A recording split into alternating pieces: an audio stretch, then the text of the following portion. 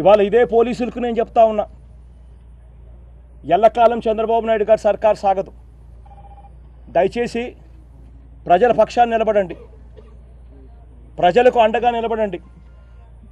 ఇవాళ ఇదే ప్రత్యేక హోదా కోసం పోరాటం చేస్తూ ఉన్న పిల్లల దగ్గర నుంచి నాయకుల దాకా అందరూ కూడా ఒక కాస్ కోసము, రాష్ట్ర భవిష్యత్ కోసము ఆరాటపడతా ఉన్నారు. రాష్ట్ర భవిష్యత్ అంటే ఇప్పుడు ఉన్న పోలీసుల పిల్లల భవిష్యత్తు కూడా. కొంతమంది పోలీసులు మాత్రం చంద్రబాబు నాయుడు గారికి పూర్తిగా ఆయనకు సంబంధించిన పోలీసులు చాలా దారుణంగా మిస్బిహేవ్ చేయడం. వాళ్ళ జ్యూరిస్డిక్షన్ కాదు, ఎయిర్పోర్ట్లో వాళ్ళు పోలీసులు, రాష్ట్ర ప్రభుత్వానికి సంబంధించిన పోలీసులు ఉండకూడదు, అయినా వాళ్ళు అక్కడికి రావడం.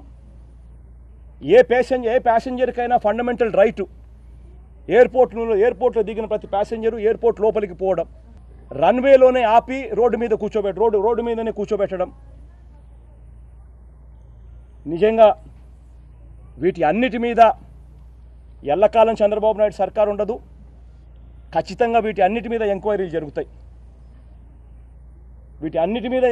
జరుగుతాయి. బాధ్యులు ఎవరైతే ఉన్నారో, దోషులు ఎవరైతే ఉన్నారో అందరి మీద యాక్షన్ తీసుకోవాల్సిన సమయం వచ్చినప్పుడు చెప్తా ఉన్నా. ఇవాళ పిల్లలని కూడా చూడకోకుండా పిల్లల మీద కేసులు పెట్టారు.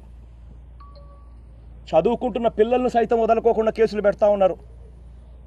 ప్రతి ఒక్క పోలీసుకు, ప్రతి చంద్రబాబు నాయుడు గారికి చెప్తా ఉన్నా, ప్రతి పిల్లాడికి కూడా తోడుగా ఉంటూ భరోసా ఇస్తూ చెప్తా ఉన్నా, కేసులకు ఎవరు భయపడద్దండి. 2 ఏళ్లలో చంద్రబాబు నాయుడు సర్కార్ మ్యాక్సిమం ఉండేది 2 ఏళ్ళు. ఇప్పుడు దయదలిస్తే సంవత్సరంలోనే పోతుంది. ఆ తర్వాత మన ప్రభుత్వం, ప్రజల ప్రభుత్వం, మనందరి ప్రభుత్వం వస్తుంది. పెట్టిన ప్రతి కేసు తీసేస్తాం. కాబట్టి ఏ పిల్లాడు భయపడాల్సిన పనుల. ప్రత్యేక హోదాను కూనీ చేస్తూ చంద్రబాబు నాయుడు గారు సాక్షాత్తు పరోక్షంగా ఉండి, ప్రత్యక్షంగాను పరోక్షంగాను చంద్రబాబు నాయుడు దగ్గరుండి ప్రత్యేక హోదాను కూనీ చేసే ప్రయత్నం చేస్తూ ఉన్న ఈ చంద్రబాబు నాయుడు గారిని ఖచ్చితంగా దేవుడు కూడా క్షమించడు, ప్రజలు కూడా క్షమించరు. ఖచ్చితంగా బంగాళాఖాతంలో కలిపే రోజు కూడా త్వరలోనే ఉందని చంద్రబాబు నాయుడు గారికి గట్టిగా హెచ్చరిస్తూ ఉన్నా. చంద్రబాబు నాయుడు గారి వైఖరికి నిరసనగా, ప్రత్యేక హోదాకు చంద్రబాబు నాయుడు గారు అడ్డు తగులుతున్న వైఖరికి నిరసనగా రాష్ట్ర వ్యాప్తంగా రేపు ఆందోళన చేయవలసిందిగా ప్రతి ఒక్కరిని కూడా రిక్వెస్ట్ చేస్తూ ఉన్నా. ప్రత్యేక హోదా అన్నది మన శ్వాస. ప్రత్యేక హోదా కోసం మనం పోరాటం చేయకపోతే అది చంద్రబాబు నాయుడు గారి దగ్గరుండి మర్చిపోయేట్టుగా చేస్తారు.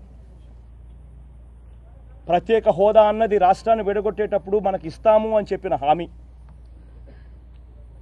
దాన్ని చంద్రబాబు నాయుడు గారు లాంటి ఒక వ్యక్తి నీరుగార్చే ప్రయత్నం చేస్తే ఎట్టి పరిస్థితుల్లో ఒప్పుకోము అని చెప్పి తెలియజెప్పాలి.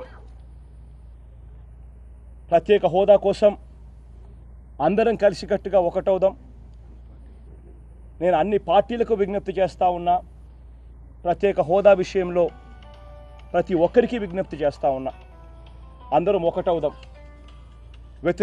ప్రత్యేక హోదాను వ్యతిరేకిస్తున్న చంద్రబాబు నాయుడు లాంటి వ్యక్తిని గట్టిగా ఎదుర్కొందాం. గట్టిగా చంద్రబాబు నాయుడు లాంటి వ్యక్తిని గట్టిగా బంగాళాఖాతంలో కలిపే పరిస్థితిని క్రియేట్ చేద్దాం.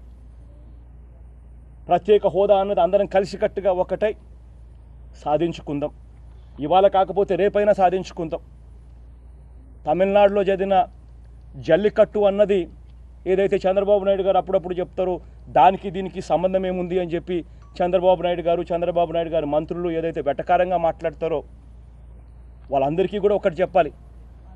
జల్లికట్టుతో సంబంధం ఉందో లేదో నేను చెప్పను, కానీ జల్లికట్టుతో వచ్చిన తమిళనాడులో కలసికట్టుకు మేమంతా కూడా ముగ్ధులమైనాం. జల్లికట్టు అన్నది ఒక ఆట కావచ్చు, కానీ అక్కడ అన్ని పార్టీలను ముఖ్యమంత్రి అనే వ్యక్తి తీసుకొని పోయి సుప్రీంకోర్టు వ్యతిరేకించినా కూడా పోరాటం చేశాడు, సాధించుకున్నారు. ఆ జల్లికట్టు నుంచి వచ్చిన ఆ కలిసి కట్టుకు స్ఫూర్తి. సాధ్యం కాదు అని అనుకున్న తెలంగాణ రాష్ట్రాన్ని సంపాదించుకున్నారు, అది స్ఫూర్తి. వీటి నుంచి స్ఫూర్తిని తీసుకుంటాం. ఇవాళ కాకపోతే రేపైనా సాధిస్తాం. ఏడబడినది నీ తెలంగాణ హైలీ అబ్జెక్షనబుల్. నా తెలంగాణ, మన తెలంగాణ అనండి. నీ తెలంగాణ నువ్వు తెచ్చినావు తెలంగాణని. అబ్సల్యూట్లీ వెరీ హైలీ అబ్జెక్షనబుల్ అధ్యక్ష. మాటికి మాట్లాడినప్పుడు నా బిడ్డలు, నా తెలంగాణ